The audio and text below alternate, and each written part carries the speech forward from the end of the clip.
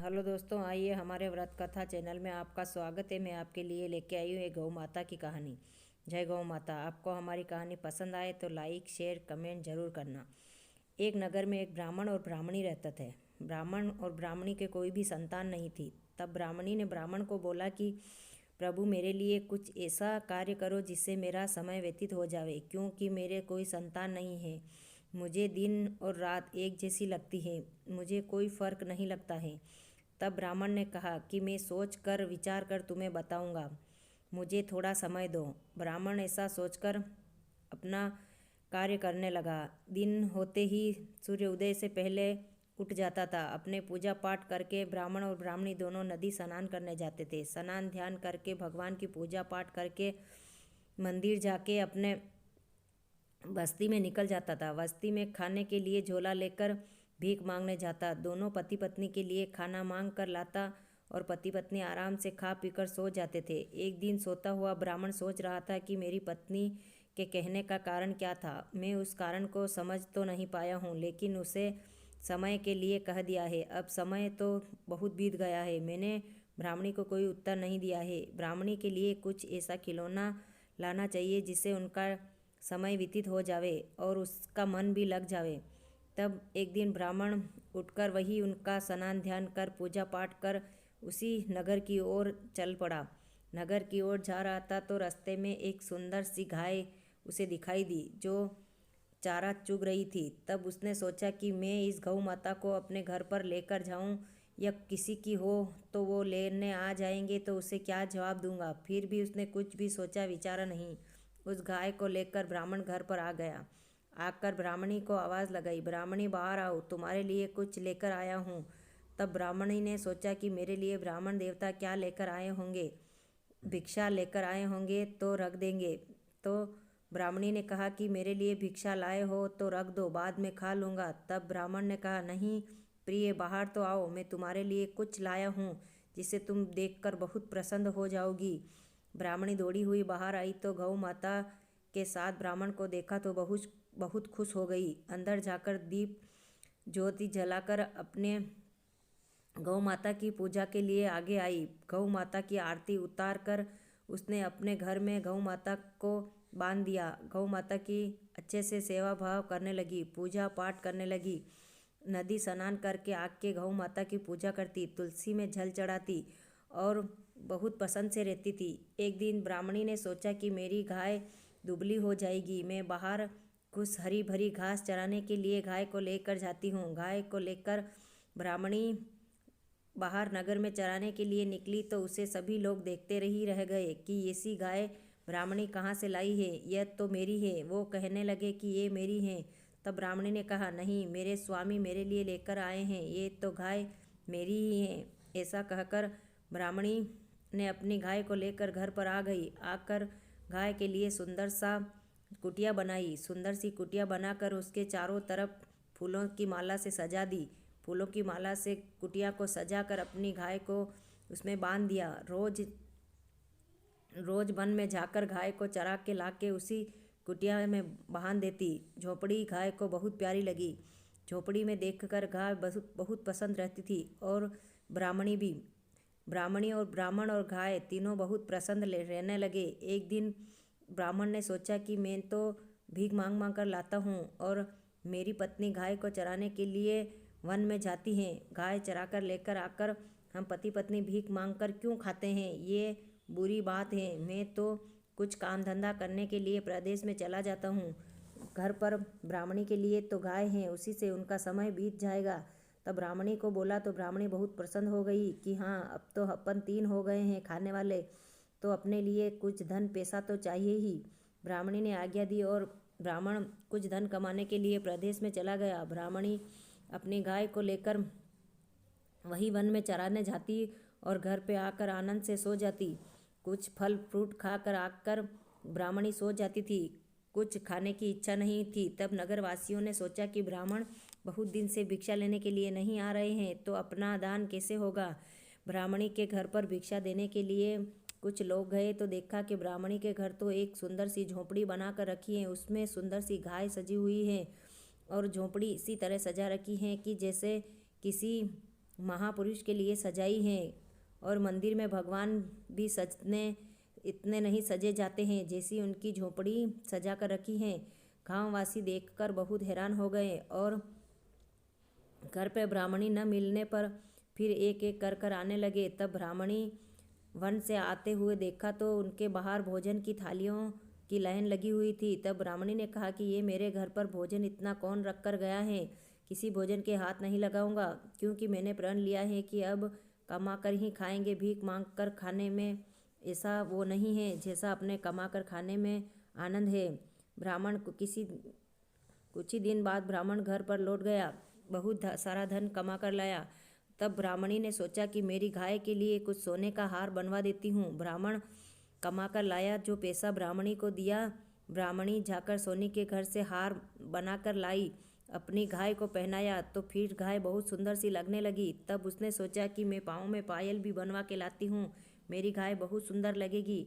गाय के पाँवों में पायल लाकर पहनाई और फिर वो पाँव में पायल बजती हुई गाय वन की तरफ लेकर जाती। छम छम पायल बजती जैसे पूरी धरती गूंज उठती थी। तब एक दिन ब्राह्मणी उसी गाय को इतना सजाती थी, जो भी सोने चांदी की चीज़ें और जेवर बनवा के लाती तो अपनी गाय को पहनाकर देखकर बहुत खुश होती और गाय भी मन में बहुत खुश होती। ऐसा करते हुए ब्राह्मणी और ब्राह्मण के जीवन व्यतीत हो गए। एक दिन ब्राह्मणी की मृत्यु हो गई। तब गाय माता ने कहा कि मेरी सेवा करने के लिए मेरी मालकिन थी, उसकी मृत्यु हो गई है, अब मेरा क्या होगा। वन में जाकर जोर से चिल्लाई और कहने लगी कि हे ब्राह्मणी, तू जहाँ भी है वहाँ मैं तेरे साथ हूँ। तब ब्राह्मणी की मृत्यु होने के बाद स्वर्ग में गई। तब ब्राह्मण देवता ने हाथ जोड़कर प्रार्थना की कि अब मैं मेरी गाय को ढूंढ कर लाता हूँ। परंतु उस ब्राह्मणी के दिल में इतना प्रेम बढ़ गया था, जो ब्राह्मणी आगे भी गई तब उसके गाय साथ में थी। ब्राह्मण को वो गाय यहाँ पर नहीं मिली। ब्राह्मण दुखी होकर बहुत पछताने लगा।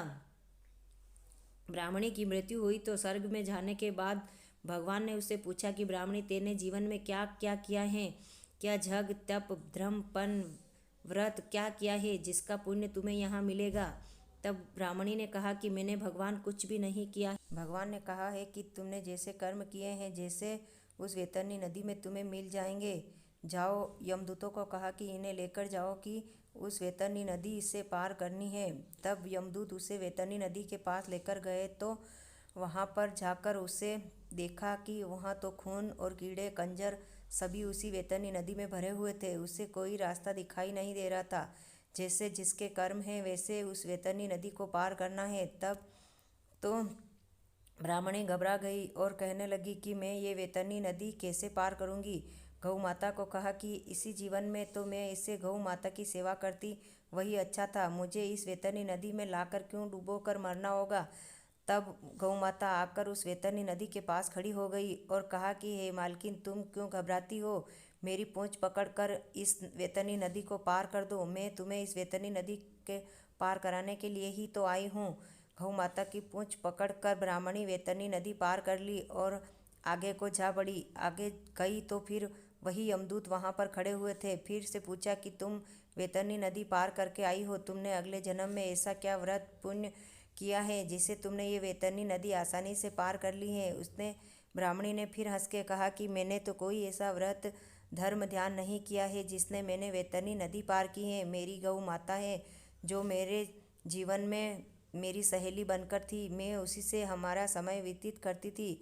वो आकर खड़ी हुई, उसने कहा कि मेरी पूंछ पकड़कर इस वैतरणी नदी को पार कर लो। तो मैं तो उसकी पूंछ पकड़ी और वैतरणी नदी कैसे पार हो गई वो मुझे भी पता नहीं है। तब आगे जाकर फिर उसे दूसरी नदी पार करनी थी जो खूनों से भरी हुई थी और उसमें पुण्य पाप के सारे कीड़े कंजर पड़े हुए थे और अग्नि की ज्वाला जल रही थी। तब उसने कहा कि अब इस अग्नि की ज्वाला को पार करना है, तुम कैसे करना है और क्या किया है अगले जन्म में धर्म पुण्य जिसका तुम्हें यहाँ हिसाब देना होगा। तब उसने लोहे के खंभे गर्म होते हुए छोड़ दिए और फिर यमराज ने कहा कि इस खंभे को पकड़ती हुई आगे को आ जाओ।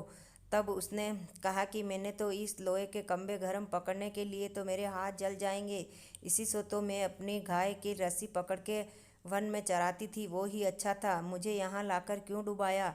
तब अब फिर से गाय माता को याद किया तो गाय माता आकर खड़ी हो गई और कहने लगी कि हे ब्राह्मणी, तुम डर क्यों रही हो?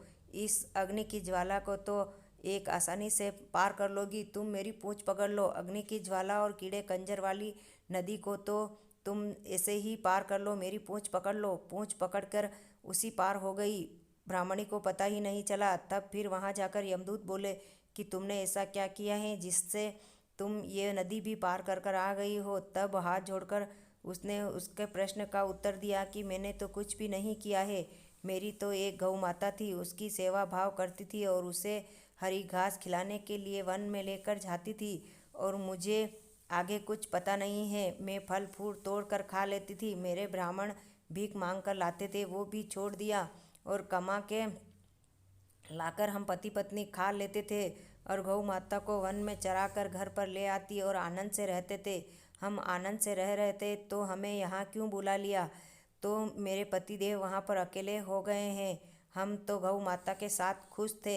अगर हमारे को ऐसा दिखाना था तो यहाँ पर क्यों लाए? तब यमदूतों ने बोला कि हे ब्राह्मणी, ये तो तुम्हारे मन का भ्रम है। जो जीवन में जीवन लेता है, उसे जन्म लेता है, उसे तो मृत्यु होनी ही है। उसे मृत्यु होकर रहती है। किसी के कहने से और सुनने से और किसी की इच्छा से मृत्यु नहीं रुकती है।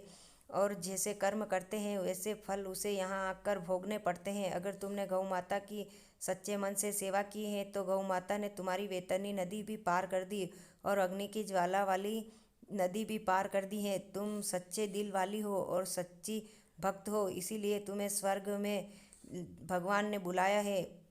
उसी ब्राह्मणी को स्वर्ग में भगवान कृष्ण ने ले लिया और उसे श्री हरि ने, विष्णु ने उसे दर्शन दिया। जय गौ माता। जैसी उस ब्राह्मणी की अगले जन्म में भी उस ब्राह्मणी का साथ दिया और वैतरणी नदी पार कराई। जैसी सबको बुद्धि देना कि गौ माता की सेवा करे, और गौ माता इस जन्म में नहीं अगले जन्म में भी उनका साथ देती है। गौ माता का धर्म, ध्यान और पूजा पाठ और उसकी सेवा भाव जो करता है, जिसको इस जन्म में सुख और संपत्ति और पुत्र पौत्र की प्राप्ति तो होती ही है, लेकिन वो अगले जन्म में भी उसका गौ माता साथ नहीं छोड़ती हैं। जय गौ माता, जय गौ माता। अगर हमारी कहानी पूरी हुई हो, अगर हमारी कहानी अधूरी हो तो हमें क्षमा करना। टूटे फूटे शब्दों में आपकी गुणगान गाया है, जो हमें आया मुंह में वो कहा है, हमें क्षमा करना। कहने वाले, सुनने वाले सभी को ये कहानी, सुनाने वाले सभी को इस कहानी का पुण्य मिलना और सभी की मनोकामनाएं पूर्ण करना। हरि विष्णु के सभी को दर्शन देना। जय गौ माता, जय गौ माता। हमारी कहानी अधूरी है तो पूरी करना, पूरी है तो हमें गलती की क्षमा करना, और आपके भंडार में क्षमा, गलती के भंडार में भंडार भर देना। जय गौ माता, जय गौ माता।